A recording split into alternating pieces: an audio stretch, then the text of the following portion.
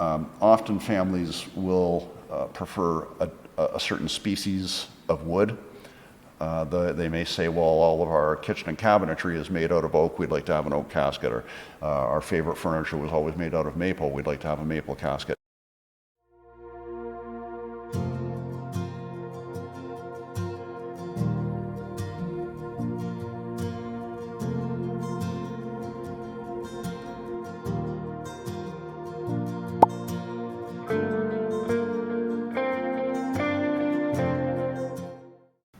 When it comes time to choose a casket or an urn, there are multiple factors that will come into play. Certainly cost is one. Caskets, just like urns, vary in price dramatically, from the most basic and simple of caskets or urns to ornate and complex ones. There's a difference of many hundreds of dollars between urns and thousands of dollars in difference between some of the caskets that are available. Often families will prefer a certain species of wood. They may say, well, all of our kitchen and cabinetry is made out of oak, we'd like to have an oak casket, or our favorite furniture was always made out of maple, we'd like to have a maple casket. There's a lot of, I guess, factors that come into play when it comes time to choose that. The interior cloth in a casket can play a role in whether or no a family will choose it. Most casket interiors are provided in crepe or in velvet, with the odd rayon or satin interiors as well.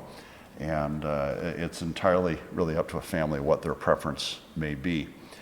Casket interiors can be designed in such a manner as to reflect on a life of faith, or there'd be no allusion to that whatsoever, but there are all kinds of different things that can be done with an interior. Similarly, a lot of caskets will have interchangeable corners. If a family comes in and said, well, mom or dad or grandma or grandpa, they led a devoutly religious life, well, you can have icons that can be placed on the corners that may depict that, be it a wheat sheaf or a crucifix or the pieta, whatever the case may be. That too can be reflected on a casket. Some caskets will have a depiction of the Last Supper on the lugs that hold the handrails in place. So all of those things work together to suggest a life of faith.